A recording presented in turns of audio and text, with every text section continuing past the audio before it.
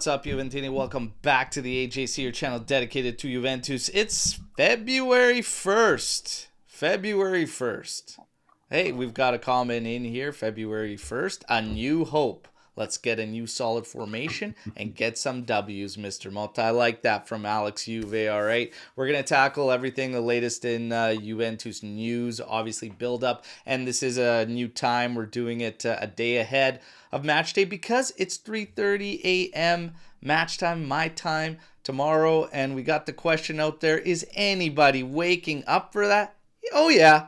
There's a watch along, 3:30 in the morning. You know what? Hey, if you're going to see a draw, get it out of the way at 3:30 in the morning and then carry on with your day, all right? So there we go. I got Omer. Man, feels good to have you back. Feels like a long time, man. And it feels like that to me too. I was Yeah. sitting with some friends yesterday, and they asked me to show them one of the episodes I'm doing, and I started, just looking at episodes, and no, it wasn't this one, not in this one. Hi, Alex. Then I realized suddenly, shit, I haven't been for quite a while, so I had to be here today. There you go. There you go. And of course, we got Paolo there. How you doing, brother? I'm doing great. Seeing Omer makes me feel calm, Oh, calma, yeah. calma. And I've got this kind of retro colored styled shirt, so I'm going to be optimistic today. I went Retro retro as Paolo, well. Look at that. 80s optimistic. Yeah, Look at that. I got the feeling good. throwback too. We're going. We're going. We're rolling along. Look, we got news to tackle. Obviously, when it comes to Fagioli, he's got the agreement in place with Fiorentina. All things still held up for that obligation. All right.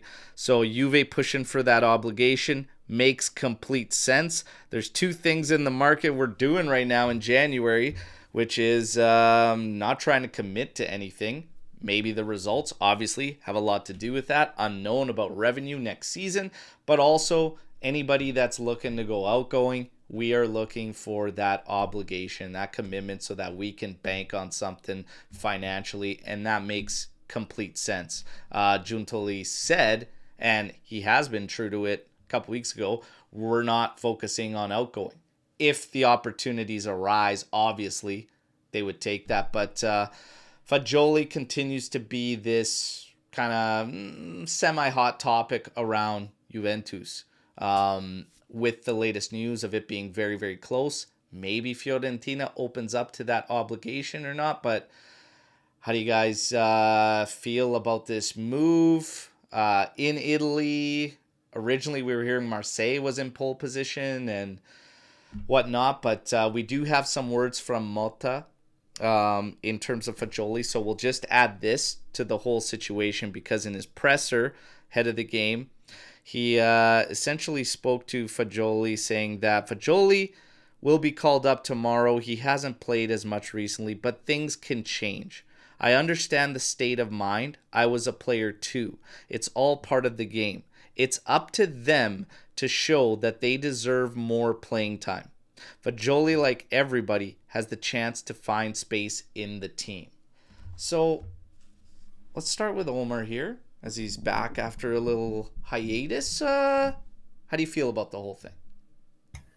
Confused mainly. I don't know what to make of this transfer market. Juve feels like a train station right now, just people coming and going Yeah, every day. Maybe it's the rumors. Um, I don't like it. I probably get why it has to be done to some degree, but I don't like it. Something about the treatment of the players is off. yeah, It is really off for me, and it's very vague, even in Motta's presser. I don't know what to make of it. I don't like the handling. I get sometimes you have to sell some of your players, some of your homegrown players, but it's a recurring theme now with Cambiasso and Danilo, and everything feels off. Even here with Fagioli, it doesn't feel yeah, like a move that you really need. It feels like some sort of a necessity to Giuntoli or to Motta or maybe even the higher management to just draw a line in the sand. No, you have to sell someone. We need the money, period. But things needs to be fixed. yeah. And in Paulo, regards to transfers. your thoughts? I think Omar's onto something. It feels like there's something going on in the background. Um, I'm not crazy about the numbers that we're getting for some of the folks we're moving, Yeah. and the rationale's curious. Fajoli's a different player compared to the other mids we have. He hasn't had time. Motta hasn't really put him out there too often. Going to Fiorentina, where I think we're in a battle with them for fourth. So it feels a bit desperate and a bit mysterious. Yeah. It's the whole thing. There's a lot of questions to be asked about what exactly is going on.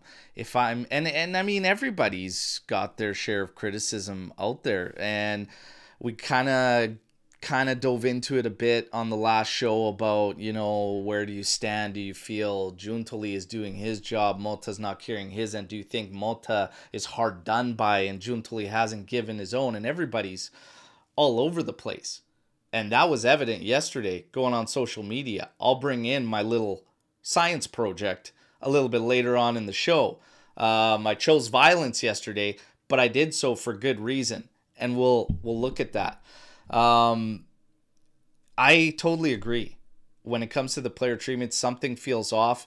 Something that Motta has preached from day one in terms of meritocracy. I don't feel it. I don't see it. If you're going to say these things about Fagioli, how does he show you? Simply in training? Get these goddamn content creator lab out of there then and start taking training a little more seriously, and let's get down to business. Because I don't know, I see guys having fun, I see guys doing shit. It's like, how serious is this place? So if it's not happening in training, he's got to do it in a game. He's got to be able to show you in a game. But the problem is, are other guys going ahead of him simply because of the price tag we paid? Simply because one of them was your main pick and you've been force feeding trying to get him in, and that's Colt Miners? I'm sorry, but the meritocracy isn't working. I saw that guy walking against Napoli. Colt was literally walking and putting his arms up and doing this and whatever. What is he, a second coach on the field that just doesn't play and impact the game? Is that what it is? Motta feels like he's actually standing in the middle of the picture because he did a lot of standing that game. It's not meritocracy. I don't get it. I don't really get it.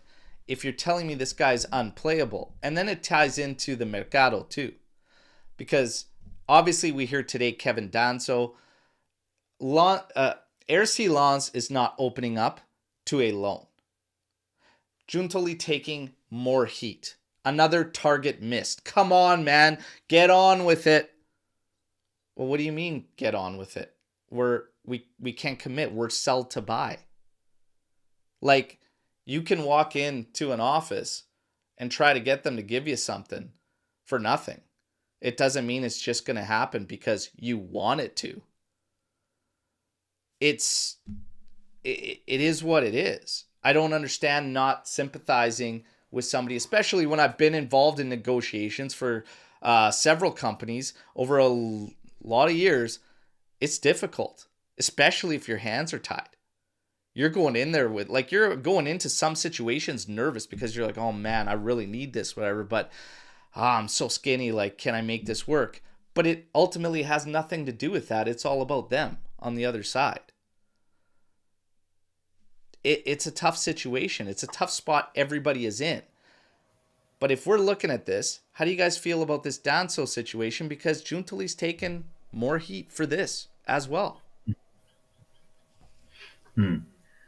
It feels kind of aimless at this point. I mean, every day it feels like we're getting really close to one target, and then later that day he's no longer available. There's no agreement, and we're on to the next target. So I don't know if it's just the media is going wild because they know Juve has to have a defender, or is it really Juve? And it seems like they just can't do it. The same formula for every transfer. I don't blame Lens. I don't blame most teams. I mean, losing an important player in January, it's not easy for any of them, and especially when there's no time to buy someone else to replace them. So why would they open up? They all Their, have their own prerogatives too. yeah, It's not yeah, always about just Juve. yeah, and the players are tied to a contract, same as at Juve. You can't they can't force you to sell them, and they need to be professionals and keep performing for their clubs, which kind of ties into what we've talked about earlier. I get why the team looks the way it looks right now, and maybe that Danilo effect, the transfer, struck some wave, behind the scenes. But the other part of it is that they're professionals. I mean, it's not a daycare. It doesn't matter if you like what the management is doing or not. You still have to go out there and give your 100%. You can take that perspective, and it's not wrong. And so I have no idea who's you were going to sign. Just before the podcast, like an hour before that, Lloyd Kelly name that Pop he back got up. Yeah. the mix again. So I think the media is going wild, and I think it's the same two targets. If it's not Danzo, I believe it will be Lloyd Kelly. Yeah. But I feel like you It were begging for a it defender. takes, to your point, it takes me back to the Araujo news when it was like, we're ready to splash 50 million. I was like, what? Makes no sense. But everybody got hung up on it. My science project, oh yeah, shows you they got hung up on it. And Mirko Di Natale said there is no 50 million offer from Juve. Guys, the situation is the same. We know the situation. But Paolo, another target missed or victim of the circumstances for Giuntoli? I think it's both. It's been really awkward. We play with four at the back, so you want at least 8 bodies. And there's something about this Mercato and the targets we've been chasing for the whole month and being down. Like, I'm getting excited about anybody at this point, and it feels really uncomfortable. It fills me with anxiety, and it shows that we're just so low on bodies because we shouldn't be so desperate that we are only playing in, like in Benfica, we had one defender playing, and he's probably not our favorite. So it's disturbing to not have enough defenders on your bench. And I'm getting excited about anybody talks about, only because I want somebody there to step in. And I'm Yeah. almost willing to take anybody. Yeah, the It's problem is really you can't awkward. commit. You can't commit to anyone because we mainly need a center back because of injuries. Right now, we have almost everyone out. So anyone you bring in knows that if he's coming in on a loan, he's probably going back to his club in June. Like if you have everyone available, then there is a wide roster of fullbacks and center backs. It's because of the injuries that we gotta panic by. But it's not a suitable situation for anyone to just leave his club behind and go play at Juve for 6 months. I mean, it didn't work out for some players. Alcaraz is one example. Just there was no point to it. No point in spending the money. No point in bringing him in. He didn't feel needed at all, and he knew he didn't have a place in the team. But we were also And short, Omar. We were short before the season started. If we had Gatti and Bremer, who else did we have in the middle who's supposed to start in the middle? so Cabal and Bremer were some of the names. I mean, Cabal was bought to be both a fullback and a center back. And I don't know how things with Danilo went south, but he was also counted as a defender and a fullback at the beginning of the season. Yeah. I mean, some of it is our own doing, some of it is just bad luck or bad treatment or whatever. But teams feel that. Teams smell blood. They know Juve need a defender. That's why they won't budge in January on a player that's important to their roster. Why January would they in sub us? general. January in general is just very, very difficult, Yeah. and it's just not easy. Is Goglichidze an option? Yes, he's one of the fallback options. Lloyd Kelly was one of the fallback options. We're seeing now we're going this, but again, it's the terms. It's all about the terms.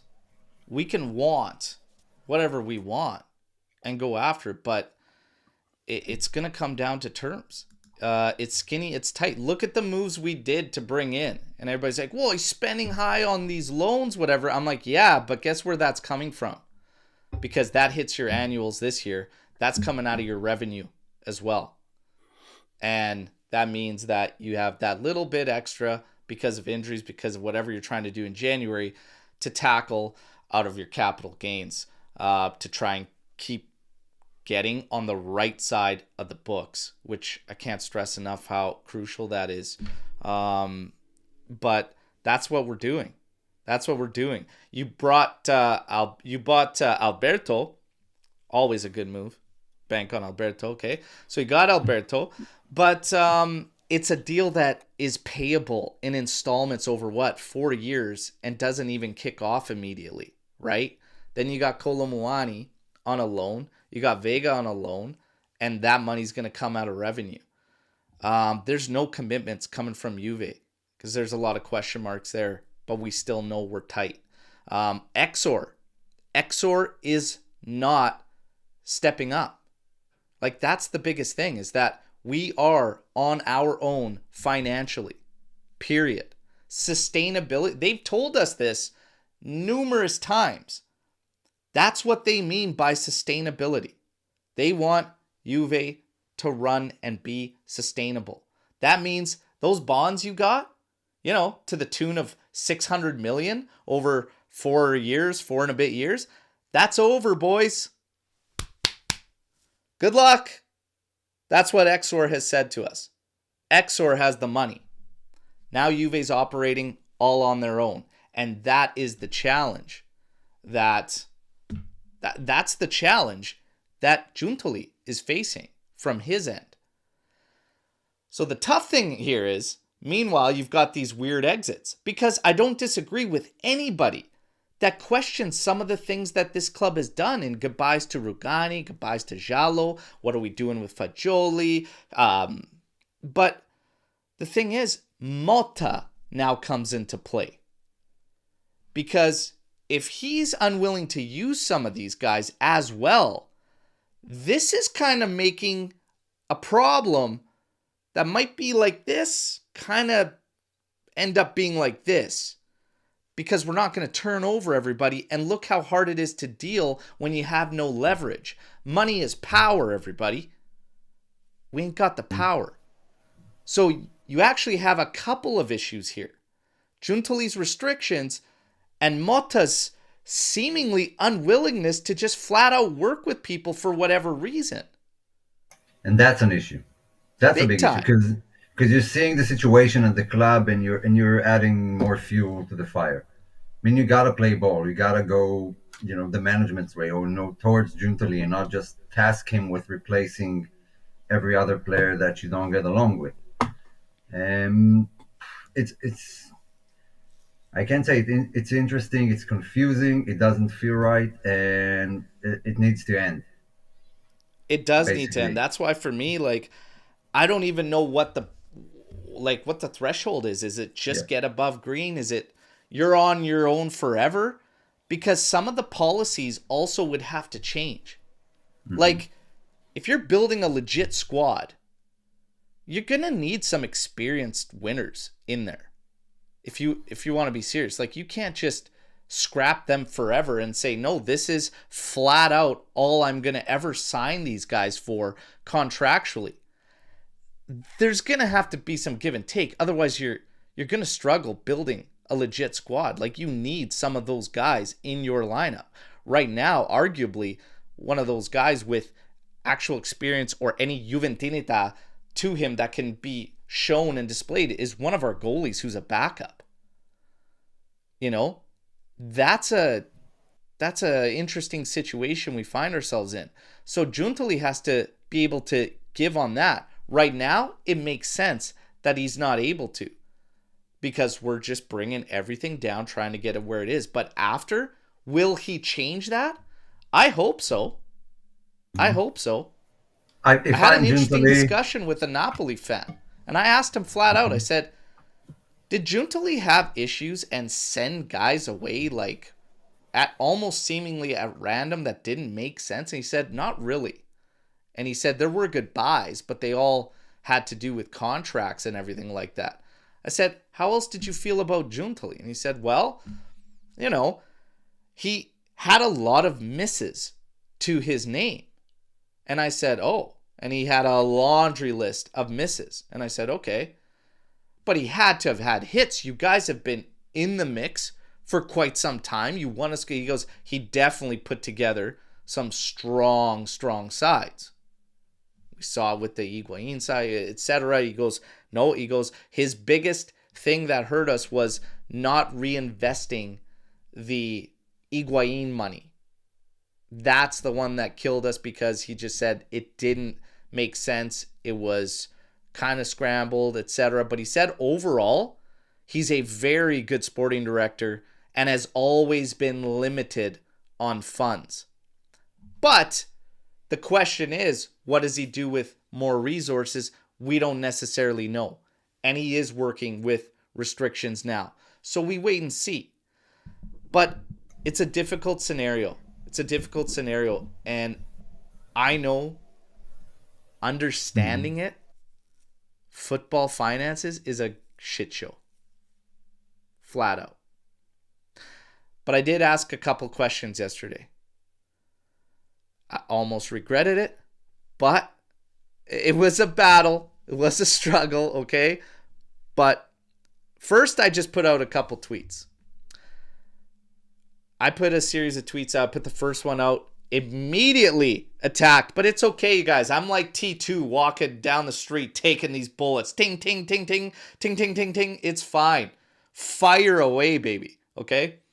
But I said, that same line I used earlier, I said, take a handful of change, go to your grocery store and say, I want my month's worth of groceries. See what they tell you. I think you're going to get one of these. Okay? Sorry.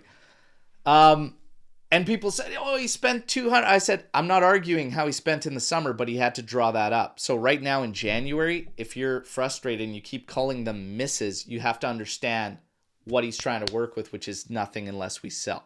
That's flat out. And the comments that kept coming back kept going to how he spent. I said, I'm not arguing with you how he spent it. That's a matter of opinion.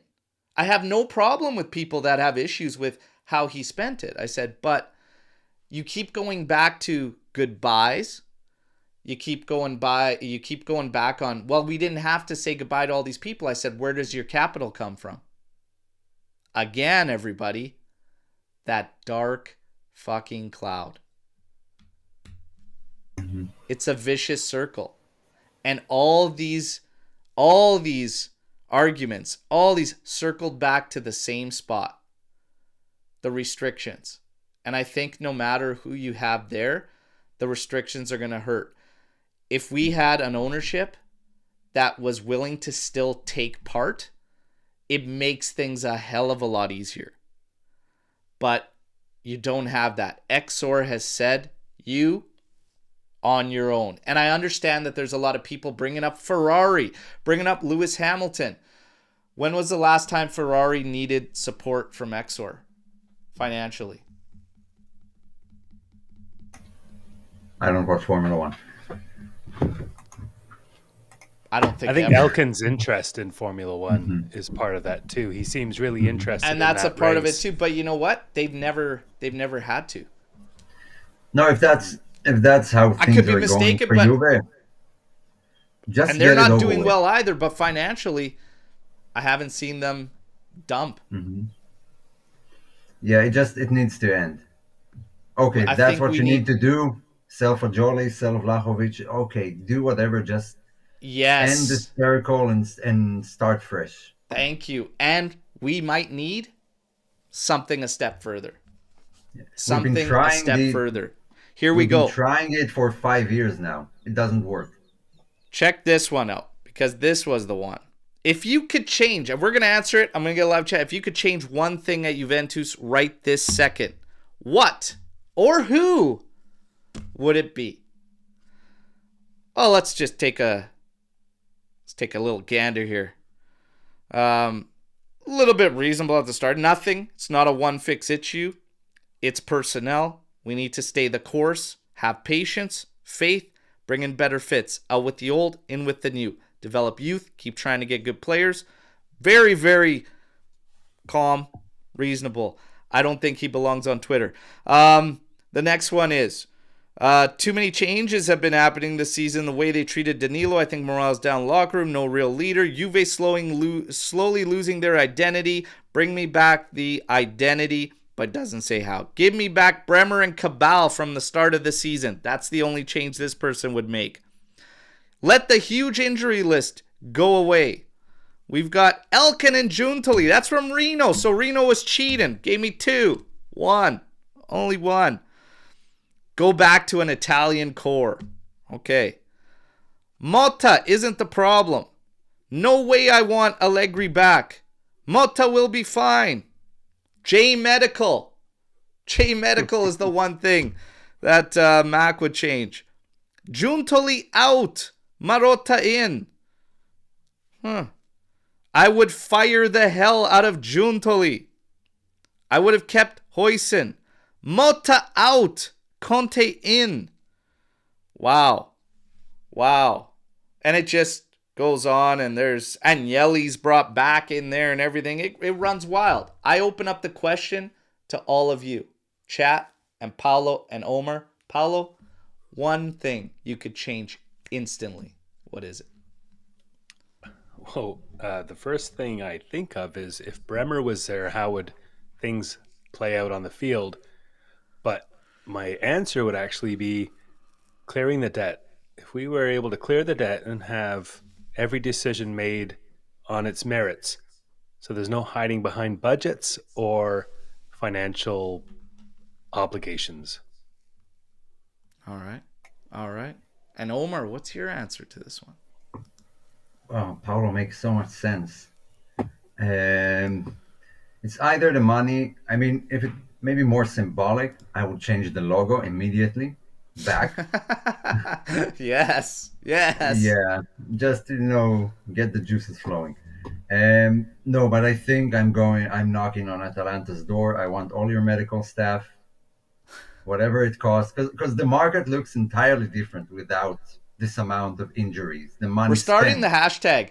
Hashtag bring the juice, all right? Gasparini, his steroids, bring it all over. Scamacca back 6 months.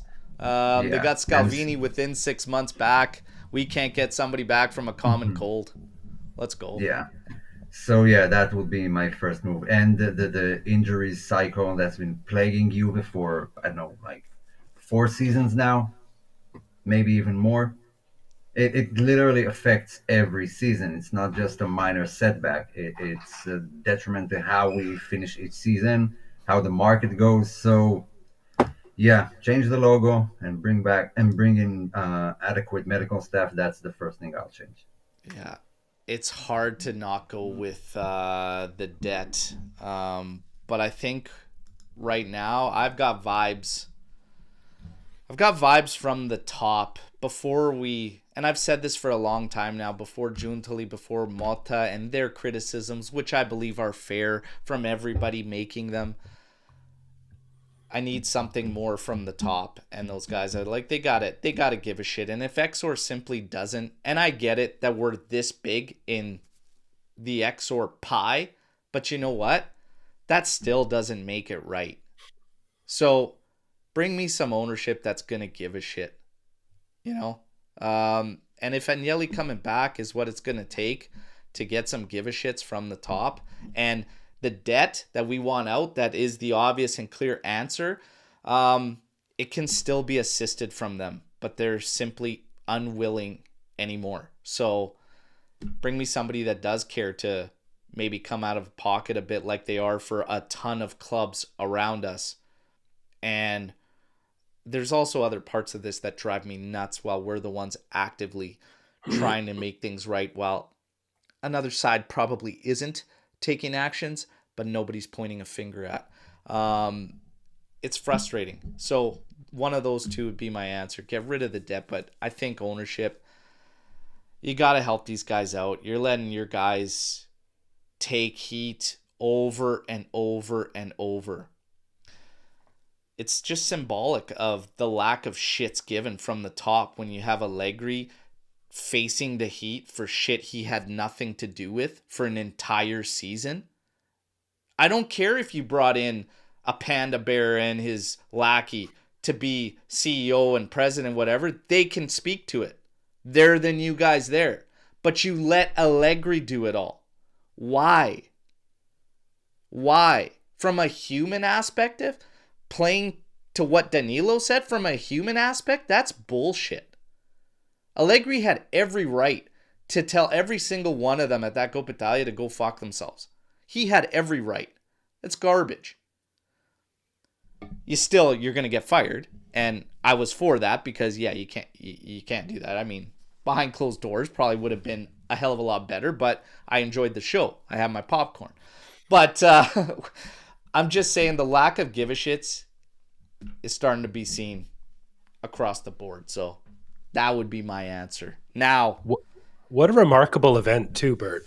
Now that you bring it up, looking back at that Copa and that scene, really unusual and kind of remarkable looking back on it. It really feels like the most Italian regular thing. I mean, happens every day in Italy. I love the drama.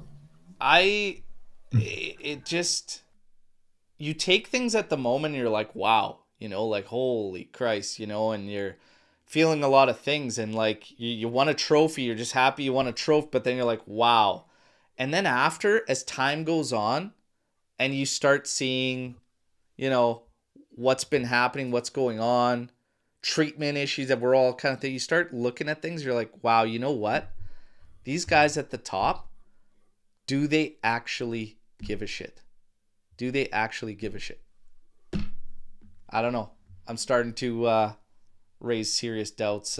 Serious doubts. Now, with that said, we got to take care of business, everybody.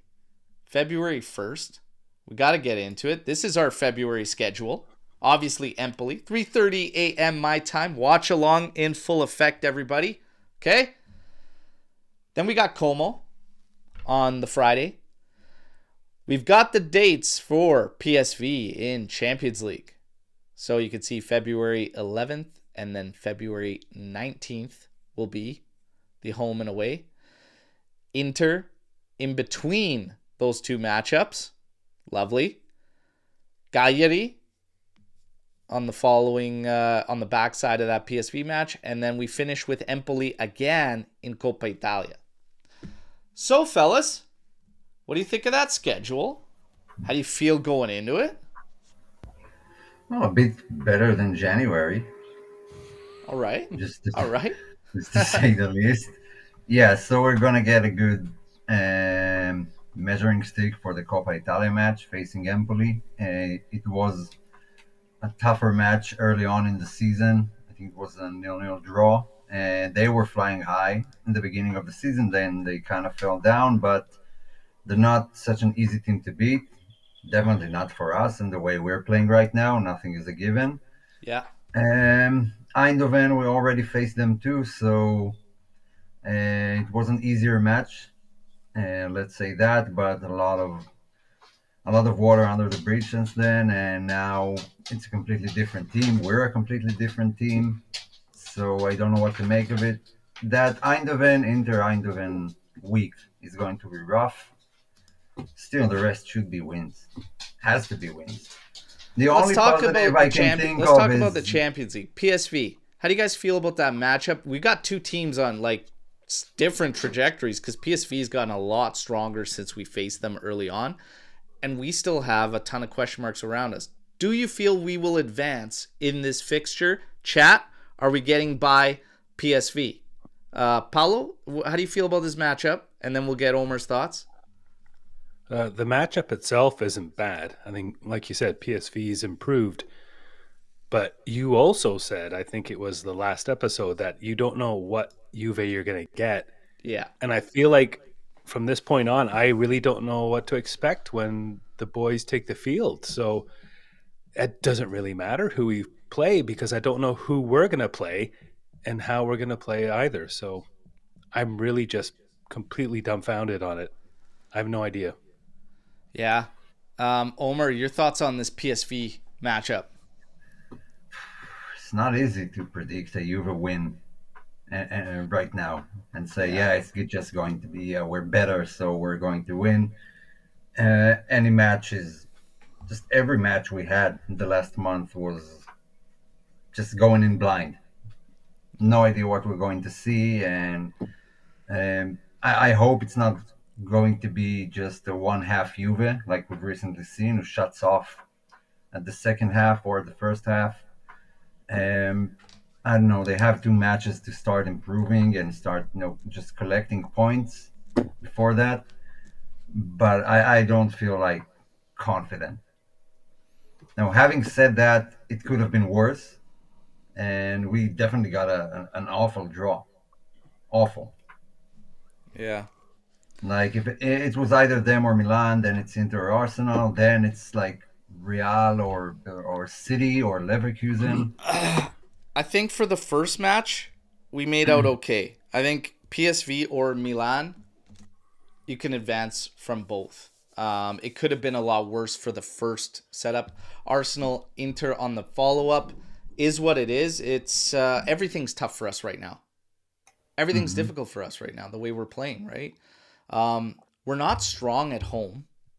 You're 4-7 in league at home. You're 2 wins and is it 2 losses in Champions League at home? Yeah, 2 wins, 2 losses in Champions League at home. You're 1-3, so 1 win, 3 draws away from home in Champions League. Just ugly, ugly trends for Juventus. Aerially, we're awful aerially, defensively, and in the attack. Like, awful trend. Brutal. Positionally, we're terrible. A lot of fundamental stuff that I don't care who's on your roster. Just sort it out. So, Paulo had a great point last live for Motta. Like, where do you go from here? Simplify. Scale back. Scale back. It's like a golf swing for anybody that plays golf. And it seems so easy. Pick up that damn stick, grip it and rip it, right? But no, there's a ton of things to think about in that whole sequence and motion. And one of the best pieces of advice I ever got was think about only 2 things. Never more than 2 things. And it'll make life so much easier. Just simplify. Say, you know what? We're going to start on time. We're going to have right attitude, drive, mentality. Positionally, just don't do too much. Stay in your lane, you know?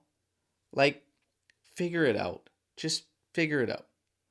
But I think like we're overcomplicating things too. Maybe he's pushing too hard for what he wants end product. You know?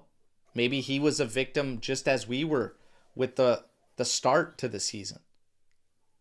That maybe he pushed even too harder after that and he should have just, okay, we move. I don't know. It's funny. I went on a Yeah. Motta rant last time I was on, and I thought about it some more. And when you think about Bologna, they really had possession, and they used possession. And I'm a fan of possession, whether you get goals or not.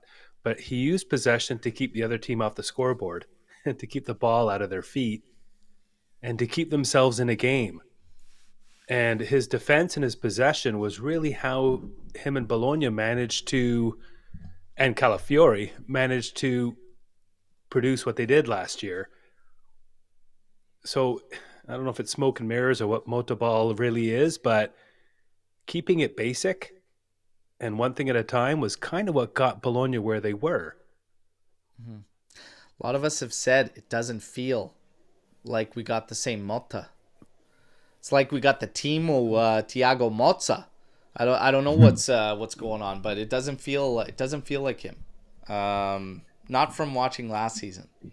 But I've also asked Like people if he's had falling outs like this, if he's said goodbye, and apparently the answer is yes, he has. He has. So it's one of these things. He's very, very stubborn apparently. So, and I think we've seen that with lineup. I think we've seen that with personnel decisions. Couple things at play. Omer? it can't be. Why is it so hard to create chances? Why we go through Yeah. entire halves without having a shot on goal, just one shot on goal? I mean, and you don't have to be a tactical genius to look at Juve and the way they attack now. and see that it's a mess. Everyone is running everywhere. Everyone is either too wide or too close or trying too hard to beautiful passes over the top, and then it gets sliced up easily, like at that Benfica goal, the first goal.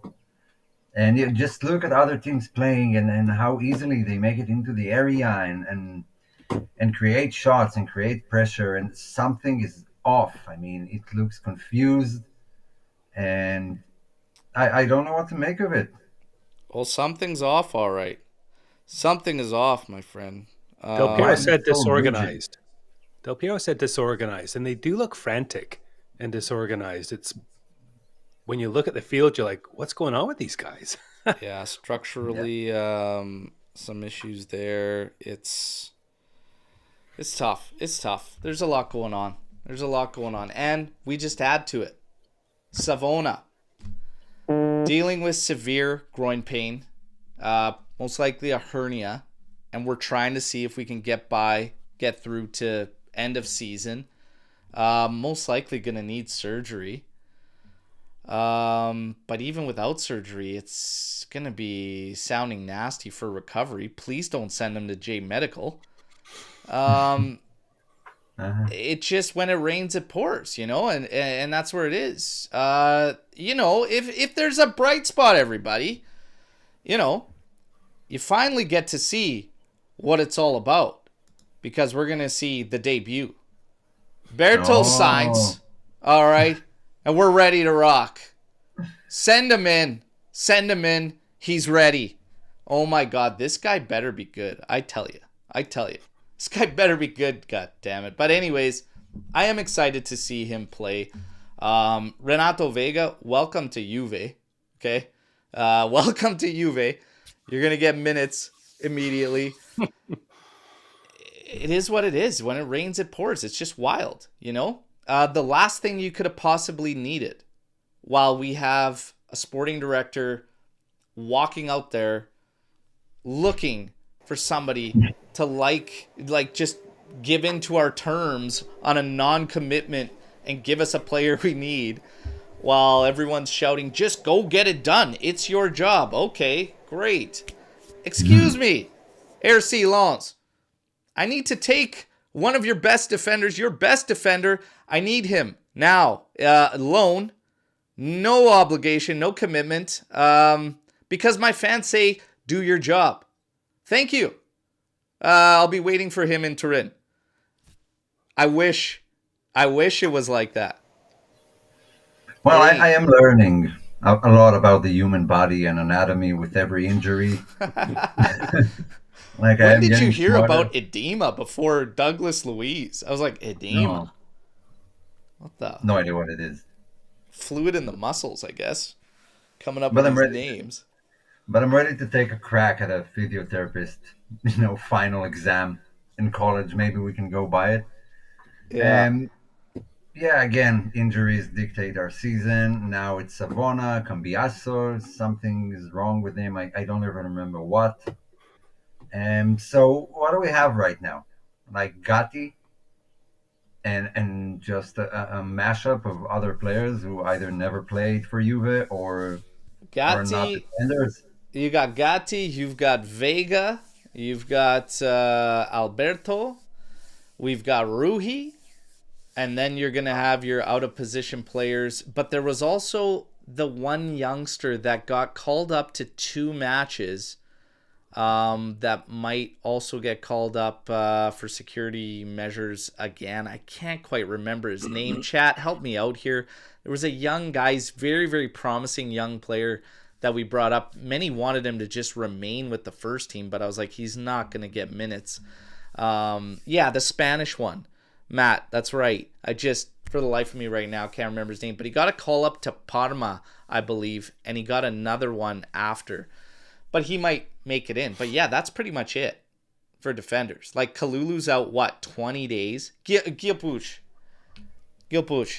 That's the guy. So, yeah. I mean, Kalulu's out. Now Savona. You got Cabal. You got Bremer. At least spread out the injuries across positionally, for the love of God, football gods. Like, not just all at the back.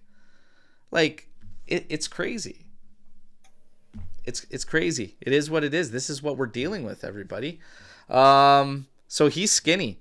He's skinny, Thiago Motta, and we need to win. When we look at Empoli, they're winless in 8.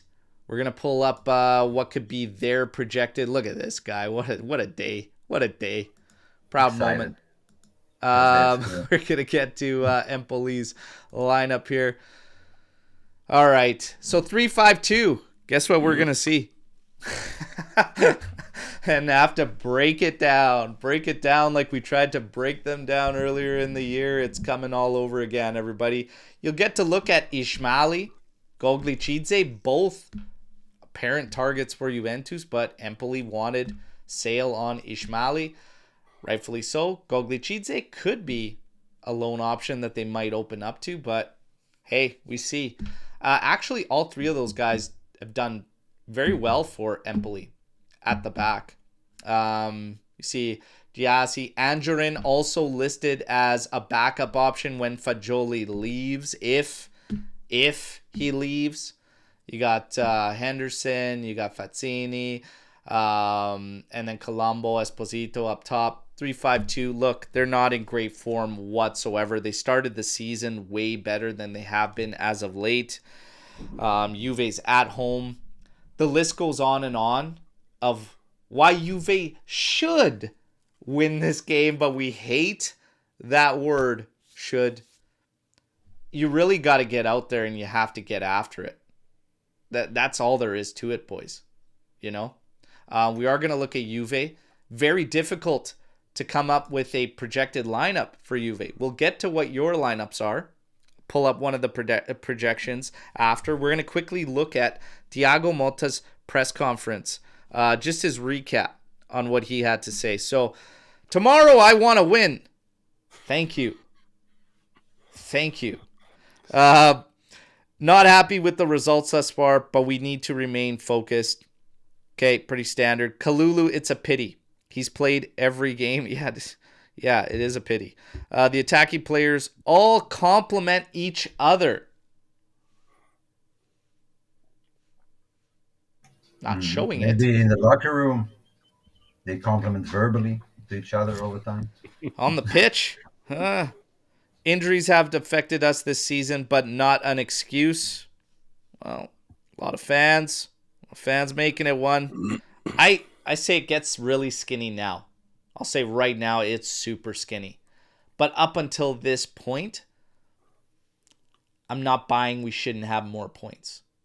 Or at least even scrap the points. Just play a little bit more sound, with a little more unity, especially up top. Like, take the points out of the equation.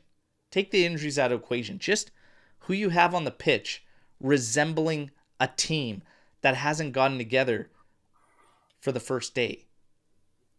That's kind of how I'm thinking and looking at it. Just do that. Like, I don't know. Conceding goals is down to mistakes and positionally. Top level teams are consistent. We've had too many ups and downs. Great teams win. Can't argue either. Vega can play center back, also as fullback, but also as a midfielder. I'll speak to him about what we need. Go ahead, Paulo. No, I haven't seen. It's been like this all year. I've always said I'll believe it when I see it, and I don't want to hear Motta anymore. I don't want to hear him. Well, to be fair, that he probably doesn't want to speak. He's kind of forced to. You're right. In his face. Yeah, so. Sorry, Paulo, but he's got a couple more. McKennie shows every game he can be versatile. Fagioli in the squad. He hasn't. We went through the Fagioli. He hasn't played much, but things could change for him. He must show me he deserves to. And this is where I really question the meritocracy, because the guys that have been getting in there, there's only been a couple that we could say are locks. Some of the locks are just simply due to no coverage as well. And that's kind of outline that. But Cope Miners hasn't been a lock. Douglas Luiz has not been a lock. Fagioli could have had some moments. What he said about Cope Miners was the second Kalulu went down, Cope Miners popped up and said, I'll go play defender. And that's what I need from everyone. So you're like, Fagioli needs to jump up and be like, hey, I'm 5'0", I'll go play center back? What? Who gives a shit? And that's probably because this 10 experiment with you isn't working. He's like, fuck it, I'll go back there. Just get me out of this thing that I can't figure out and you're not helping me with. I don't know. What do you guys take anything out of this? And then let's get to our projected lineups.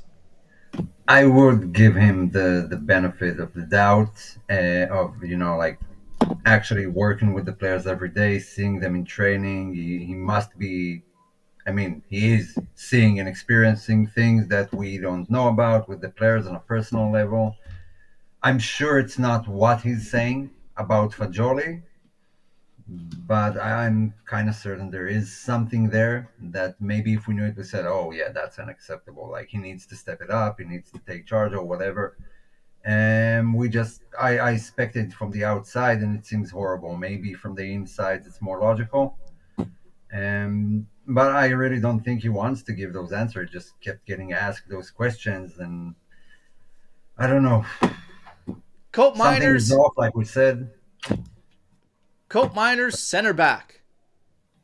Does that make one of your projected lineups? How would you line us up against Empoli? What is your lineup? Chat, fire away with how you would line us up against Empoli for the espresso match at 3:30 a.m. my time. Who wants to go first with their lineup? Omer. I have one written down. Fire away. Yes. No, doesn't matter who's in goal, Perrin or Di Gregorio. Alberto, Gatti, Locatelli, and Viega. That's my back line. Okay. Then Thuram and Coop in the center. Yildiz, Gonzalez, Conceição, and Moani. With probably Nico in the center, Yildiz on the left, and Conceição on the right. Okay. All right. Paulo. It's so discouraging picking a lineup when there's so few players to pick from. I mean, we've got a lot in the middle, but so I think Empoli's a team you can probably have another good opportunity for Motta to experiment. I think based on our injuries, you have to get these young guys playing. So I would put Rui on the left. I want people playing in their natural position. The Weah thing the way on defense was silly. McKennie, bless him for stepping up, but I would put Rui on the left and get this kid some minutes, get him to get better by playing. I guess we would see Alberto, of course. Love the name. Got to get him on the right. The middle, we only have Vega and Gatti. Let's see how those two work together. The middle is really the trickiest part. And because you have Rui on the left, you have Alberto. As great as his name is, he's still new to the team. Yeah. So I think with those two guys, you want help. So I would put Locatelli and Thuram on either side in the middle to help them out and stay close. I'd put Luiz above them to try and work the ball to Mangala on the left, who's been and should have been a starter more often. Yield is on the right, and Kolomwani in the middle. So that's probably what I would try. All right. It's very, very difficult.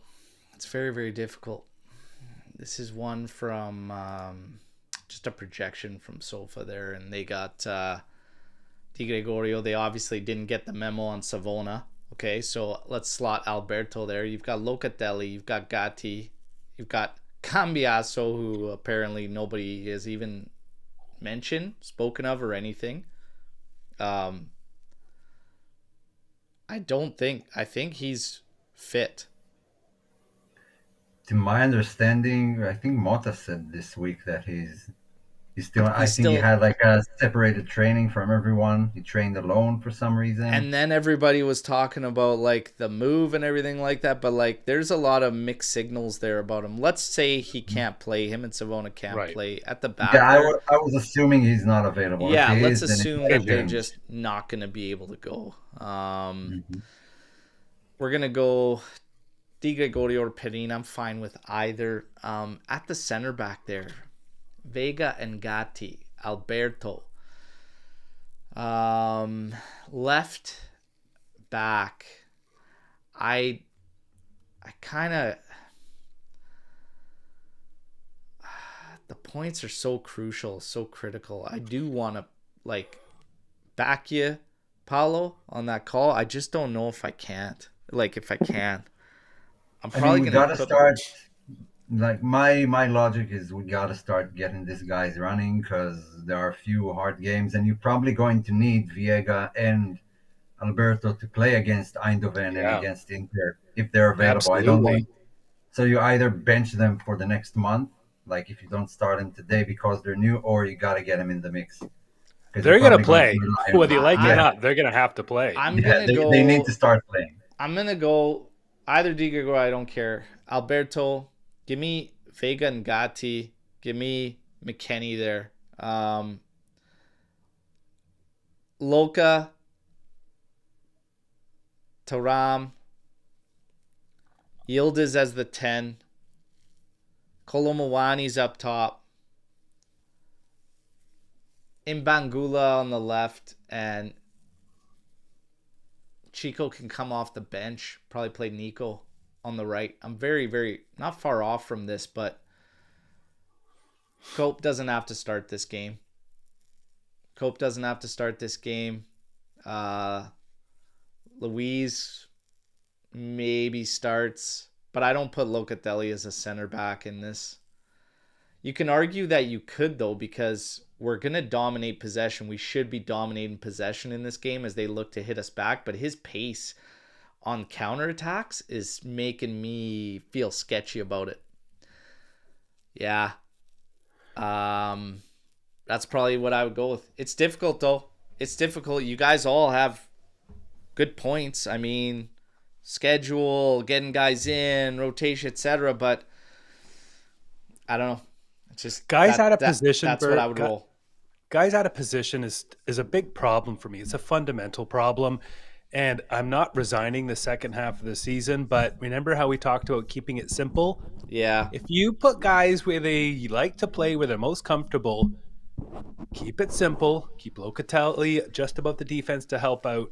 I think the idea is that if you minimize the variable or the risk, you have a better chance of it being 0-0 at half. And then take the next half. The flip, though, is that like it also has to work for the group. Like if somebody's not bringing a certain element, and I think we started to see that like on the right. No discredit to him because I love the kid and I think he's a gem, but there was a drastic difference in approach and overall benefit to the group when McKennie actually played that position. It is considered out of position for him, but it impacted a lot of other things down the line, right? And there's still a lot of growth that has to be there. That's not a knock by any means on Savona. It's just the difference. And McKennie carries more experience than him. And he spent a year playing as an outside right for us last season. Well, my point would be then pull that card when you're against PSV, when you're against Inter. Otherwise, get your guys doing the basics against the Empolis, I think is where I would. Yeah, I get it. I get it. It's just, are we playing? We're not even playing well enough to even just be like, hey, you know what? We're risking a draw. We're risking a draw. So it's very difficult. It's not easy. And this is one of the struggles that I'm sure he's battling as a coach, especially with the pressure cooker that it is to be manager at Juventus. And you're not getting wins. You've got 12 out of 32 games or something like that. It's tough. You got a lot of injuries. You're not making them as excuse. I respect you for that. Find a way. Find a way. Whatever calls he makes, they got to work out. I think, if I'm looking at simplifying fundamentals, like get your attackers closer together, playing with each other, try to get everybody involved. That's on the pitch. And then when you get something dialed up there, it should be easier to integrate. Right now, when things aren't good and you're trying to put people in and you don't have determined roles or roles that are working for certain guys, it's very difficult. It's very difficult. Not an easy spot. Now, the game, we're going to get to predictions, everything. Then we'll talk about personal games, training, football life, etc. We'll have some fun, okay? But this matchup, we're going to look at the official, and then I'll give you some key stats. And then we got final score, 2 tiebreakers. You know the drill around here, okay? So the official for this one, Luca Zufferli. All right. So the majority of his experience is Serie B. 29 matches. He has officiated 18 in Serie A. In his 18 Serie A matches, he carries a yellow card per game average of 2.8. 1 red card issued and 2 PKs in 18 matches. Across 29 Serie B matches, a 5.4 yellow per game average with 9 red cards given and 12 PKs. Oh, it's like Serie they've B been is... playing karate there on the pitch. And yeah, exactly. they're much more lenient in Serie A, which is okay, fine. I want Juve to kind of take the Atletico Madrid route and start being assholes. I'm fine with that. Yeah, go Let them ahead. play If it out. Lenient, start being assholes on the pitch. I'm with you. And yeah, it is karate down there. That's quite the drastic jump there from Serie B to Serie A. Juventus have won just one of their last 4 Serie A matches against Empoli. 2 draws, a loss. Having won 10 of their previous 11 against them. Both the last 2 meetings have been drawn. Empoli have only avoided defeat in 7 of their last 24 Serie A matches against Juventus. 3 wins, 4 draws, with 5 of those coming in the second half of the season. Juve have won 80% of their Serie A home matches against Empoli. 12 wins, 2 draws, 1 loss. Among opponents currently in the competition, only Hellas Verona at 85%. Do the Bianconeri have a higher percentage of home wins in the competition? Empoli have only won 1 of their last 14 Serie A games played on Sunday at 12:30. How specific these statisticians are starting to get is impressive. I like that, okay? They failed to score in 10 of those 14 matches played at this exact same time. Wow. Let's go. You saw the official. Betting odds? I'll give you those 2 since Skanga's not around to set the Tony. Okay? Your odds? Well, Juve's favorite. It's a big 8.5 for Empoli and just shy of 1.5 there for Juve. Guys, prediction time. Who's going to kick us off? Paolo, you kick us off on predictions, then we'll go Omer. I'll go last. Well, geez. What a year it's been. I don't know what Motta's going to do. I don't know who he's going to put out there. I don't know how they're going to play. They're at home, which doesn't help. It's Empoli. It doesn't matter. I think 1-0 for Juve. I hope the 2 new players play on defense and get the shutout. Oops, I said it. It's a hockey thing. You don't say it. And the goal is going to come from a corner, and it's going to be the new guy, Vega. He's going to head it in. All right. All right. Okay. Okay. Another debut goal. There we go. There we go. Mhm. Omer. Okay, I really hope Juve scores the first one and don't go into a defensive shell right afterwards, and understand the necessity of scoring more than one goal and keep pushing. So let's go with 2-0 Juve.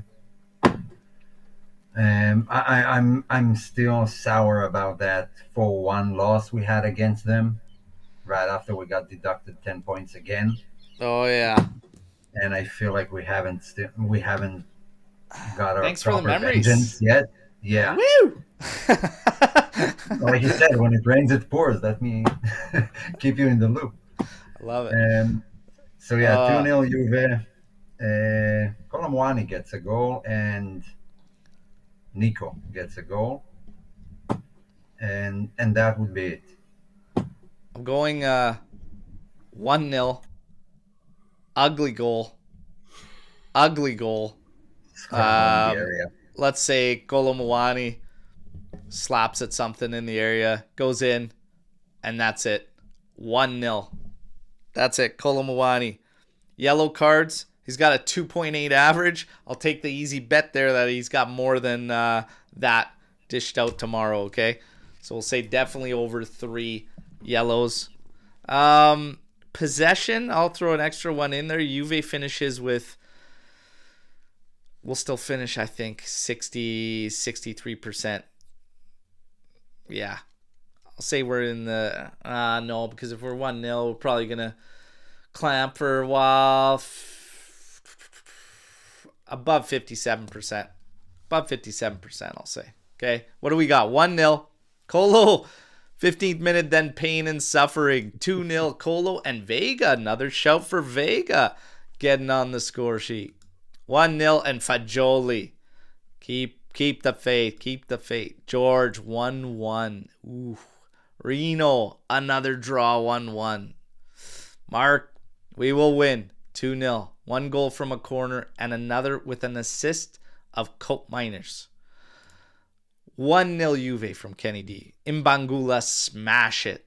Love it. Ryan, 1-1. Calvin Jones, 2-1. 2-1 Empoli, Colombo, and Esposito. See them win?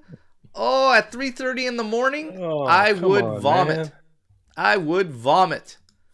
3-0 Empoli. Hey, reverse predictions. That's what's going on. Okay. We got some time for Storm the Barn, but we got to talk about our own football. We started talking about football, Paulo and I, and playing and everything. And, Paulo, you got a session coming up there? Yeah, I'm going to get out there tomorrow. Nice. We'll see how the back holds up. We started talking about boots and training tops, etc., and kits. What do you got? I got this as a gift from my goddaughter. Boot bag. I know. Nice. And what I've been wearing lately is my Predator. Oh, yeah. Classic, simple, does the job. And it's funny because I got these a couple of years ago, and it's a good boot. But and I like some of the technology on the foot. I'll take any technology I can get. I'll talk about the technology in a bit. Chat, Adidas, Nike, Puma, who you rocking? Who do you rock with when you play? Have you always been Adidas? Yeah. I think I had Patrick's for a couple of years, but it's always been Adidas. Yeah. Omer, boot choice. Yeah, I'm not big on the merch. I'm gonna leave that section to you. I just bought whatever was beautiful on the shelf at the Adidas or Nike store, mostly Adidas. And but I was never big on all the merch stuff like you guys are, so I'm gonna leave this up to you. Man, I've always been Adidas. I've strayed for a couple boots. I strayed for some Total 90 lasers when they had the 90 on the right on the tongue. I loved them.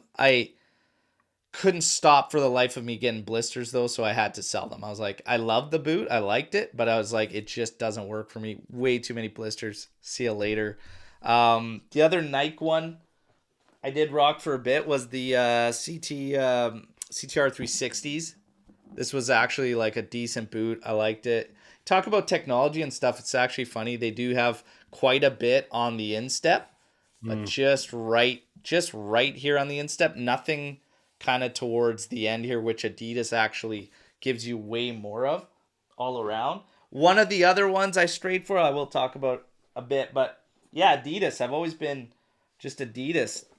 The latest one I rocked was the Preds, the new Preds, and you can see laceless. Once you go laceless, I've never tried it. once you go laceless, it's over. It's over. They don't feel loose. Like they don't feel. You got a bit of Never. movement in there. Never. Tight. Very cool. Tight as day one, and tough cool. to get off like after gate. Like it's just and it never had a boot fit better. But yeah, these were just the Predator Mania kind of remakes, laceless. Love this boot. And then I had these beasts. These were called the Mutants. And you talk about technology. They got all this ribbing there. And I'm telling you, like, people are like, oh, that's garbage. Doesn't the spin on a dead ball? Oh yeah, It's insane. it grabs the ball when you get a good piece and you have the right technique. You can really grab the ball with that technology along the toe. Yeah. And then had these bad boys, which were nothing special, and they still had the laces, but the prime knit top like was first just coming out. This boot was responsible for one of the most ridiculous seasons I've had, especially statistically. I don't know why I switched from it, but I did. One of the off boots, though, if you've ever even heard of these, okay? Pantafolo d'Oro. Dude, these boots they're heavier, way like heavier. golf shoes. Dude, incredible boot. I'm telling you. Like, so say whatever the hell you want, but black and white too with 3 stars on it. Come on, it's pretty symbolic here, but That's nice. unreal boot for anybody that's ever tried it. As far as kits, we're talking about kits and stuff. This is my actual team kit. So we wear blue, we wear these Under Armours, and then number? What number, you guys? 19. Oh wow, you must be good. Give you that number. Some people think so. But yeah, You know what? Adidas, it's always been Adidas. I saw a Alex Uwe comment says where someone two. said leather, and I used to have leather shoes when I was a kid. And boy, did they get heavy in the rain and the snow. If I played in Canada, and sometimes we played and it was snowing, but leather for sure. And I got my foot stepped on by a dude, which I could have sworn had studs on, and it really hurt with these new shoes. That not having the leather. I mean, I gave up leather ages ago, but when you see players rolling around because they get their foot stepped on, honestly, it really hurts. These boots are so light and so thin that you feel it. And this guy was a truck, and he just stomped on my foot, and I swear I rolled around and I was swearing. My gosh, it hurts. Everyone's laughing at the top because of Merda colors. It's blue, just a different shade of blue on top. But Sure. The funny thing is our other kits are black and white stripes. That's the hilarious part about it. So we got literally a Juve kit and then this blue one. But yeah, man, it's the boots, always Adidas. For leather, I do have one of the most classic boots ever in the Copa Mundials. Like, if a guy shows up wearing Copa Mundials, you know he knows his shit, because those are still one of the cheapest boots out there, one of the best to play in. Like, just nothing crazy to him. Diadora boots, I don't think I've ever owned a pair, but I always wanted to give them a go because they had some nice ones. But man, the Adidas Copa Mundials. Boot talk. Now we get to Storm the Barn. That was fun though. Love it. Cancel Rugani's loan is not an option anymore. Canceling. So you're asking Kennedy if canceling Rugani's loan is not an option anymore. This has been covered, a lot, and the player's been asked, his agent's been asked. It just simply isn't happening. Rugani said we were very clear with him where we stood, so not an option. We'll keep machine gunning. Do you guys like to see Colo and Dusan today? If so, suggest a midfield, either line of 4 or 3 to play with both up top. I did see the comment in here of someone suggesting keep it simple, and to our point of keeping it simple, play 4-4-2. I've always hated the 4-4-2, but there is an argument to keep it simple and do that and try that. What do you guys think? I think that the two midfielder system, you need very specific midfielders to play it. I think the 4-4-2 was once very popular, now not so much, and because it was kind of found out how to beat it. It was mainly statistically you covered the most grass in that formation. But very few teams have managed to actually make it work in recent years. Atletico Madrid might be one. But I never liked it. I always felt it was very defensive, very hard to get everyone up top and back down all match. I don't like the pairing of two strikers, just two natural like number 9s. But we could give it a go. I mean, nothing works out anyway. Nothing works anyways. Let's go. Paulo, what do you think about the 4-4-2? I think Omer makes a perfect case as to why it's a problem. And sometimes when you have two guys up top, there's always that risk of two guys standing around doing nothing. So you do lose a man in the middle. I'm curious to see something different. I'll put it that way, but I don't know if it's a 4-4-2. Yeah. We all have our beliefs. It's interesting. Thoughts on the rumors of Gonzalo Ramos as a potential Dusan replacement? So we're going to take both of their guys and somebody's outgoing. There's rumors there. Did anybody actually credible bring up Gonzalo Ramos, though? I couldn't even find. I when they posted it in the chat, in the army chat, I thought it was something old, like from a year ago. I couldn't find anything to do with this. No. If it meant Dusan and you got a done deal going the other way, okay, you might have something there, but otherwise, not really getting into this whole thing. But we have solutions to look for. Man, how many players speak Portuguese on the team right now? How many? Except for Motta. Yeah. Like, okay, you have the new guys. You have Conceição, Douglas Luiz, Artur. You used to have Danilo. I know, and now Gonzalo Ramos. You are doing a lot of work with, what's his face? Their Ronaldo agent. Forgot his name. Mendes. Ore Mendes. Yeah, he was popped in town up in yesterday. Turin.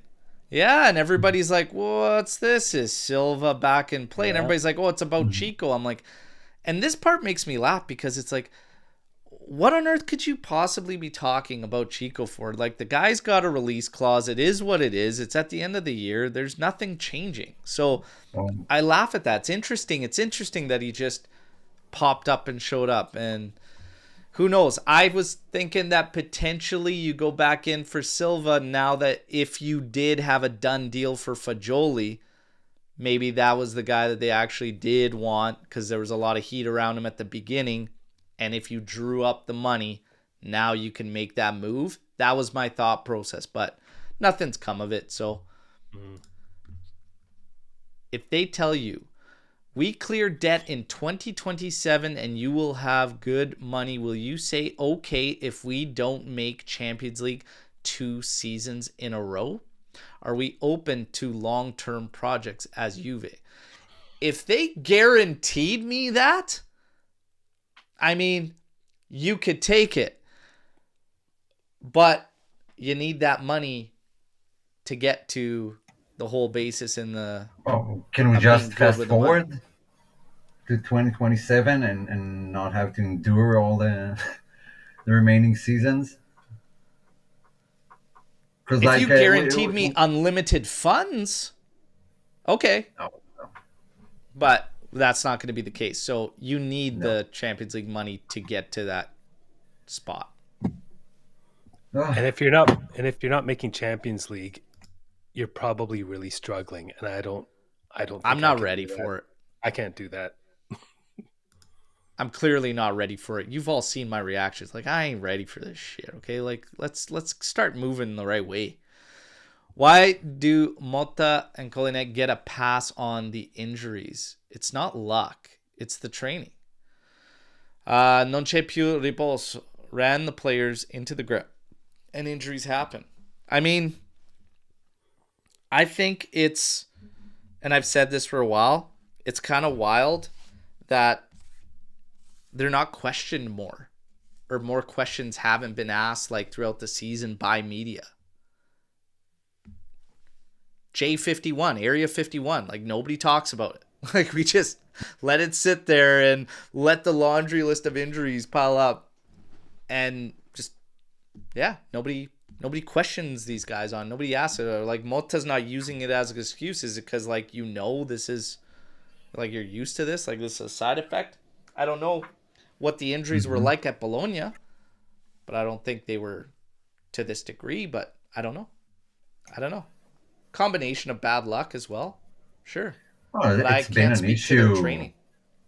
It's been an issue before Motta.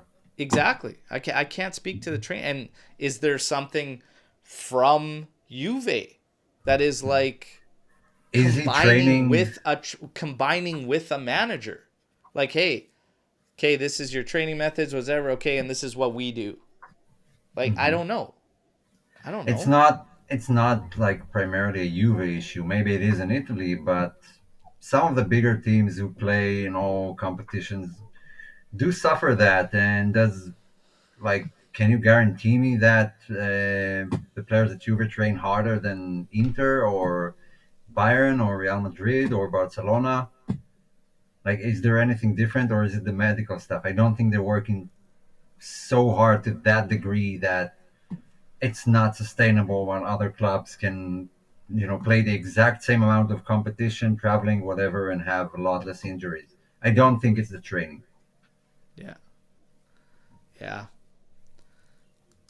Will selling Cambiasso and Luis balance out our finance?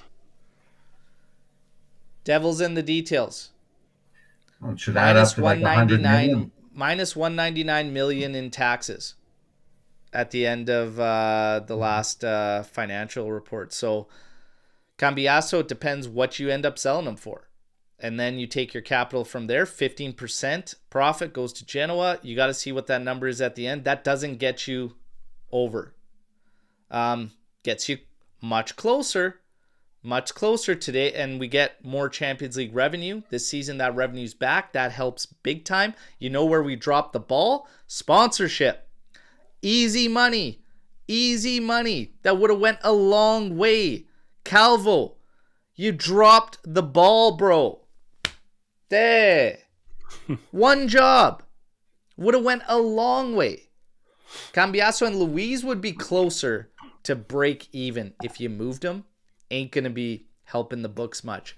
With Vlahovic, devil's in the details. He's going to stand us 19 at the end of the season.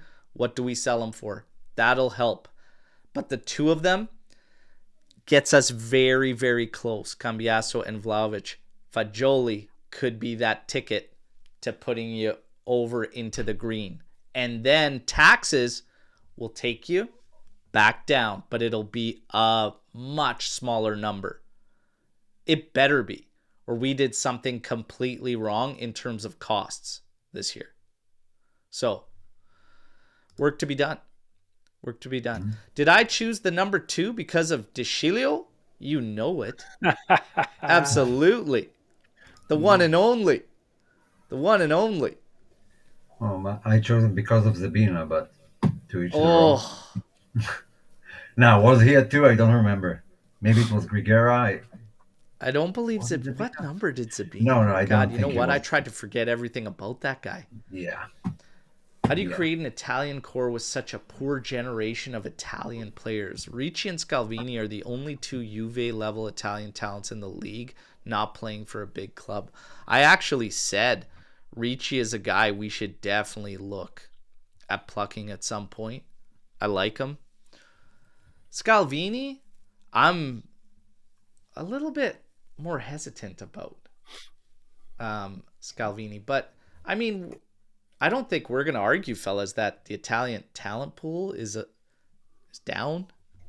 You know? No, I think we have Italy have some good talent playing around. Just none of them plays for Juve. And no one that is maybe Lucatelli, like on top of his game and performing week in week out, that plays for Italy and for Juve. Except Locatelli, and even he gets around for his money when it comes to the national team because they are kind of stacked at midfielders. But I can say that Tonali, Barella, Bastoni, Calafiori, I can't say those are bad players. I would love to have any one of them, to be honest, at the moment. Di Marco is still killing it at Inter. Bellanova is awesome. Retegui. I mean, there's a big pool of talents that is performing week in, week out. Just none of them plays for Juve. You create And it by Italy's not really selling. good at producing midfielders and defenders. We haven't produced Mhm. strikers for decades. Yeah.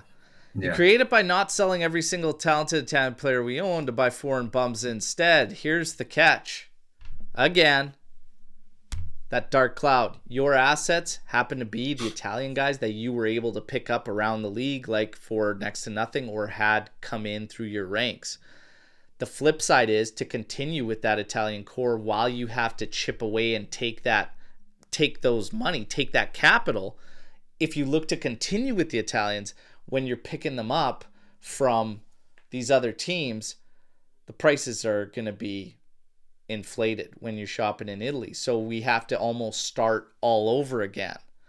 So you're going to be circulating until, again, not forever, until that damn money is right. That's where their focus. I've said it now for weeks on end. We have this conflict where fans are looking from the sporting side, the traditional and the value side, and you're not wrong in doing so. I'm not saying that. But this is where the fans are looking at it and the club is looking at it at a completely different level because the club is on their own. Exor said no more. So they're doing what they have to get to that point. I don't believe that there's no desire to have Italian players or be a team full of foreigners. I literally think right now the highest priority for Giuntoli and his task is to get the numbers where they need to be. They've told us this a million times. And fans are not wrong for thinking like fans. The sporting aspect, the tradition, the values, the connection. But the club just isn't there at this moment in time. Also, we're getting skinned for the Italian players, the young Italian players from other teams. That's another issue. And That's then why I said you're the selling them hopes because are they're higher. assets. They didn't cost you much, these particular ones we have. And to bring in more, you're going to have to find the same thing. Cheap and hope that they hit potential, whatever. But if they're already doing very well, you're going to be paying overinflated prices. We did it with Bernardeschi. Like the list goes on and on. So it's tough, right? It's tough. And it's really frustrating when you're selling out of because you have to. Like even entertaining 12 million for Mangala is just makes me feel sick to my stomach. We're moving players for low fees because we have to, and it's frustrating to not have that as an option to choose who, when, how, where you move a player with your depth, guys coming in, guys coming out. We don't have the options. We don't have the depth, and we're broke. And it's really discouraging. Yeah, when we were saying buckle up, like I wasn't kidding. Like it's going to be bumpy. it's going to be one that tests all of us with this period, because we're on our own. Juve's on their own financially. It's like taking Fagioli to the pawn shop. You go to a pawn shop. I've got a Fagioli. I'll give you $5. Well, I need the $5. Here you go. It's really sad. It is. It is. You're gonna get a Cristante for your Fagioli. That's what you have at a pawn shop. Oh man, like I see the comment as well, and we sent Hans Nicolucci Caviglia out for like a $500,000. I think it's all in for like a $5 million deal. It was on the cheap, super on the cheap, obligation to buy. And the comment is, how can signing Luis with high wages, his wages aren't highs below Bremer. Nobody came in higher than Bremer. And again, that's factored into their cost. So anything they signed anybody on now, nobody came in higher than Bremer, which is right. And number two, that's within their annual costs. He's working on annual costs. He knows where they need to be. How is that more cost efficient than keeping a player like Nicolucci Caviglia, who had peanuts for wages? But again, what did Motta want? Where's Motta in all this? The guy said, I'm with you all along. We get a little capital in that Caviglia deal, but I really, I don't know what to say. Is he like outshining everyone at Venezia and you're saying, oh, that's beneath his level? Or is he just doing nice at a low table team? I mean, he's doing great there. I heard rumors that some big clubs are actually looking at him now. I thought I saw something that Inter was looking at him. And it would be something. But, the Luis thing, the other flip side to that is the fact that you moved two guys and got capital on two guys. And the capital is big to us right now because that's what takes you out of debt. The more capital you get, the better. That's what's going to help us. So I understand it. Like, maybe Luis wasn't first choice, but it was like, hey, you can also move these two guys and bring them in. At the end of the day, another thing he's taken heat for is these guys that don't seem to be doing well, but they were doing well before they came to us. Yeah, that's exactly it. Would you rather sign players in form or players not in form? I know what I'm picking. I mean, hindsight's 2020. Yeah. Easy to say now, we should have kept that guy, not spent on that guy. But going into the summer, looking at Luis' last seasons, it was a phenomenal player. It was a great purchase.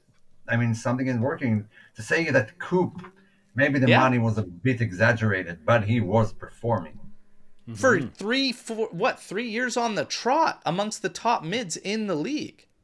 Yeah. Like, I'd rather sign guys on that than guys not in form and taking shots.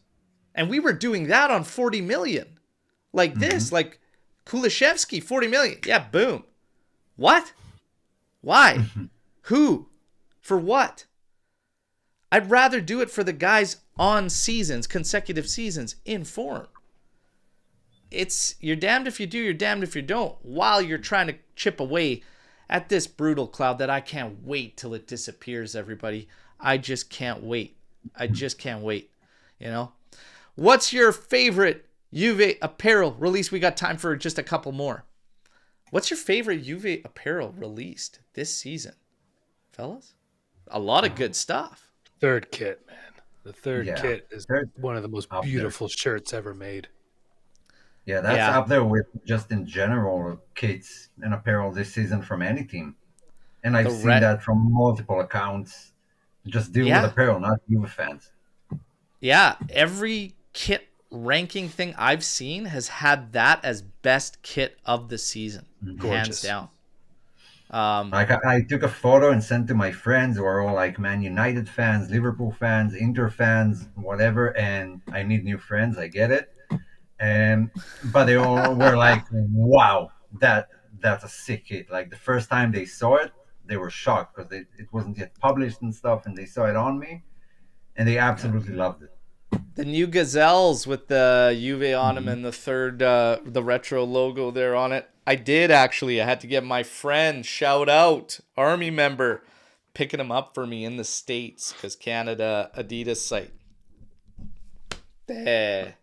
They pulled out that whole Terrace Icons kit or set, and Adidas Canada decides they're only going to put up the kit and none of the other stuff. So shout out to the Army taking care of Alberto. But yeah, I did pick those up. I love Gazelles. I got a couple pairs and comfy as hell. So it was a no-brainer for me. Loved it. Loved it. The Danso failure really pissed me off. Our defense will be shambolic without another addition. What do you think? I Is that don't. done? Is Danso officially done? Has he gone It's to being Villa? said that RC Lens will not open up to loan, and Juve needs it to start with a loan. Again, to say failure, I don't We're see how gonna you're need a failing if defender you're. next year anyway. Like we're gonna need somebody with Bremer anyway. So consider it at least. A lot of the people are saying that Danso with Bremer doesn't make a whole lot of sense, and he ain't that guy either. And you might have something done with Hanko for next season too, and that could also be tying into why there's no obligation. But you're not going to finalize this move with so much uncertainty around revenue next season, without it starting with a loan. It's been that way right across the board. We've seen it all January. That's why I don't see it as a failure. I just see it as this is Why what would we need. we talked about it earlier? Why would Yeah. Lens give it up for us? I mean, they are fighting for Champions League spot. They're fifth, like 1 point off Champions League spot for next season. They have their own ambitions. Yeah. Why would they lower their price or demands for Juve in January, 2 days before the window shuts? Totally right to be frustrated with it. It is frustrating, but Yeah, I'm not frustrated in the guy walking up there being like, this is all I got. It's yeah. frustrating though, because yeah, we need cavalry. In the end, and TikTok window closes tomorrow. I mean, you'll get somebody, but it's going to be probably guys. I don't feel he had one name. Like, there's a lot of that going on too. It's like, oh, you were here. I think it was more like this. And it's like, okay, let's go down the line with nothing and see if our terms can actually be met for any of these guys. Obviously, start with your best options. Try to get some, and that's why he was trying to get options on purchases, whatever. A lot of teams pushed for obligation. A lot of teams just flat out said, no, we're not moving, like Benfica, etc. Is what it is. I mean, for anyone that has ever done negotiations for a company, sometimes it's difficult when you have guidelines to follow and you're tasked with getting, it's not just cut and dry. You walk in, that's it. Make a deal. Well, okay, can make a deal, but the other guy can also give you the and say, no, I don't like it. See you later. Can Lewis Hamilton play? I mean, does he got a good touch? Hopefully. I'm sure it can. Hopefully. God. Might need it. For me, might need it. Mark one. First it was Allegri that was destroying players. Now it is Motta. What is the real issue for our awful performances? It's not even one player that we can call a top player. Your thoughts? Wow.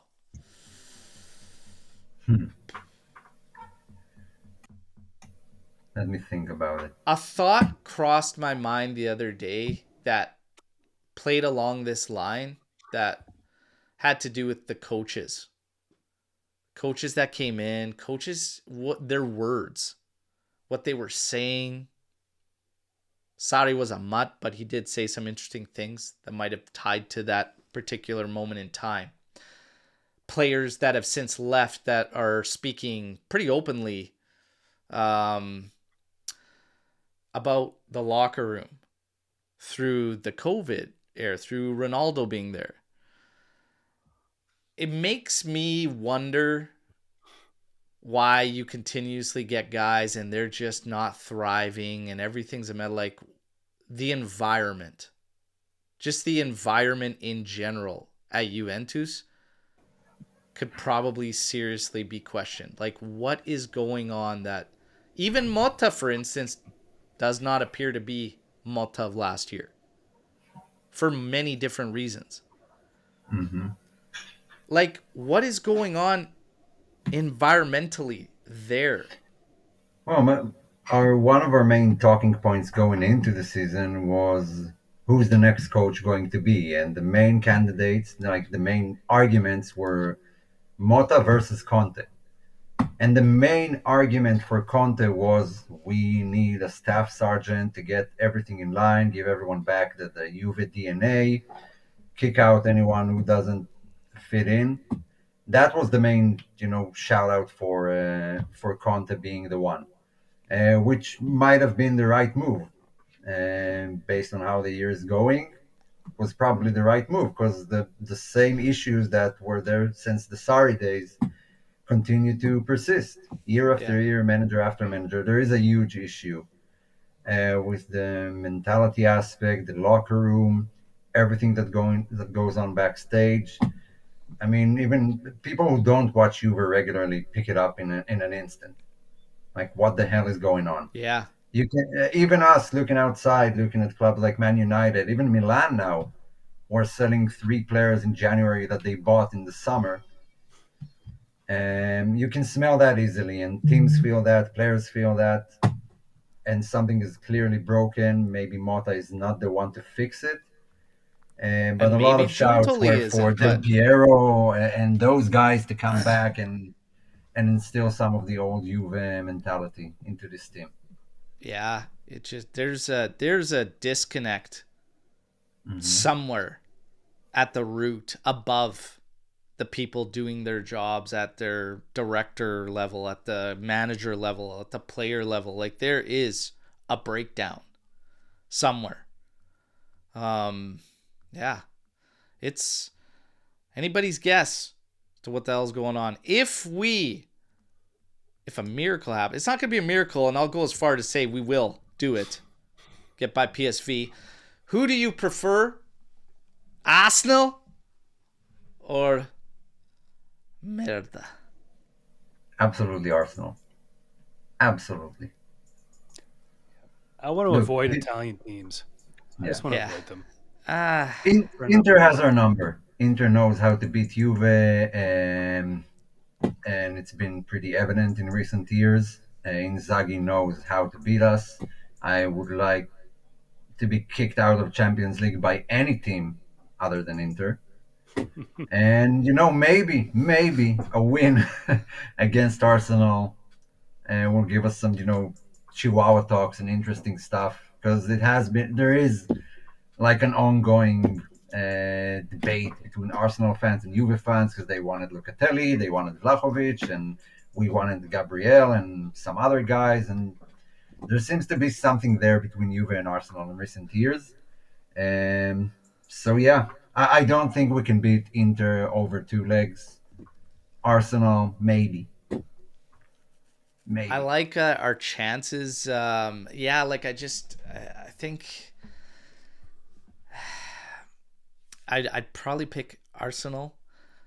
Part of it is these guys that linger in the weeds of the chat on the channel too. I don't want to listen to them. Yeah, Forza Inter, you're one of them. There's a couple other ones. I don't want to listen to you guys, okay? If it goes sideways, I would love it if, especially, we've got all these problems and we're, trying to find ourselves, search them. We do actually be the ones to knock them out. Oh my God, that'd be hilarious. But honestly, Omer's on the right track. They've had our number for a while. There's an unknown risk for Arsenal to play us. And I'd probably go that route. I'd prefer them. But the mentality issue is, like, look at the discussion we're having. Who would we rather lose to? I mean, I'm saying I think we have a better chance against Arsenal, to be honest, because we play Inter all the time, and over these years we have not been our strongest, and they know how to hurt us. They know the blueprint. Yeah, absolutely. That's So that's I'd exactly rather what I take was my thinking. chances against a team that hasn't seen us and have a little element of the unknown. That Motta could pull something, different out as well and catch them off guard and play a good game. Like And English Inzaghi teams is a in great general coach. do not frighten me. Like they don't. And I'm not saying that I'm frightened by Merda, but they know us. They know us, right? It's the same as when we could have drawn PSV and Milan. A lot of fans, because of this year too and how we played them, and we have been the better side across all the minutes despite the results, one draw, a loss in Supercopa, and then the 2-0 win. We've been the better side across almost all those minutes. A lot of fans said bring me Milan because we're way better than them, and that's going to be the same feeling for Inter. It's like, okay, yeah, we've been way better than Juve for years and know how to beat them. It's tough. Yeah, I feel like most teams in Italy know how to deal with Juve, and any other team in Europe is like on a given day. Arsenal are okay. Look, to be completely honest, they are a better team than Juve right now, and they probably can crush us over two legs. Um, but I'm kind of certain Inter will too. So I want to take my chances with Arsenal because there's still Yeah. But some some fans feel unknown opposite, factor there. fair. They say Inter don't want us either. We have not lost to Inter lately because there's been draws. The last one we had to make one miraculous comeback for. When was Um, the last win against Last Inter? year we didn't even show up, and they did beat us. They beat us in the Coppa Italia. Like we didn't even show up that game either. We might have had a draw in there. I don't know, man. Uh, Hmm. but I get it. And some say Inter actually fears Juventus. But this is interesting. Bonucci, Bonucci had a comment this week in an interview talking about that decade of dominance, etc. And to this point, not to pick on anybody that believes that they fear us, because I'm not feeling it. I'm with Gologero here that says, I don't think anyone fears Juve. Bonucci said during that time, we won the matches in the tunnel. He said, you could feel it that team feared us. They were scared to play us. They knew, they went in knowing that they're going to lose today. That team doesn't Well, have that. I well, can't, my heart wants to be with all of you that they fear us, but I don't feel that way. I don't feel that anyone fears this Juve. You need to instill that fear. But his no, words, no one's been fearing Juve for a few years now, and Only exactly. Juve fears Juve. it doesn't. Yeah, it doesn't feel like it. We are our own worst enemy. I fear Pretty- Juve more than I fear other sides. Mhm. Yeah, but it's easier to get to that point when you win consistently, win trophies, Exactly. You win have to whatever. Then create of that course you have. fear. You have to Yeah, instill that in them. We have not done that for years. I'm on the same yeah, page as you guys. yeah. You create that by winning on the pitch repeatedly, week in, week out, titles every season or every other season. Tony Roast Beef says, I'm scared shitless, yeah, of our Yeah, performances and watching what you're going to see potentially. We do not score nearly enough. We're starting to leak. Like, guys, I would love, in my heart of hearts, for Juve to be with you, that they fear us, but I fear it's not true. It's not true. But, hey, you need to instill that fear. You need to start getting wins. You need to get it together, and you need to do it with a thin squad. But have no fear. Have no fear. Because your Savior is here, everybody. All right? Debut. We're going with it. Berto hits the scene. This kid better be good, or my God. We I got mean some it's to be issues, you the next guys. Roberto Carlos to make Juve fans February happy. 1st, a new hope. Let's turn it around. Let's get the wheels in motion. Let's string some wins together. Here's to hoping that February's the month. Paolo, Omer, absolute pleasure. Reminder, everybody, okay, 3:30 a.m. my time, watch along, 6:30 a.m. Eastern time. I hope to see you all there with me, okay? And hopefully we get goals. I'll wake up the entire house cheering at 3:30 in the morning, okay? I don't care. Let's get it together. And let's go as far to say that if we get 3 goals and we get a clean sheet, somebody's going to get a kit and one of these awesome new displays like you see behind me from Display Pro, okay? Let's put something on the line and let's get things turned around. Empoli, there's the wager. Let's go. Let's go. As always, no matter what, fino alla fine, Forza Juventus. Ciao tutti. We'll see you bright and early, my time.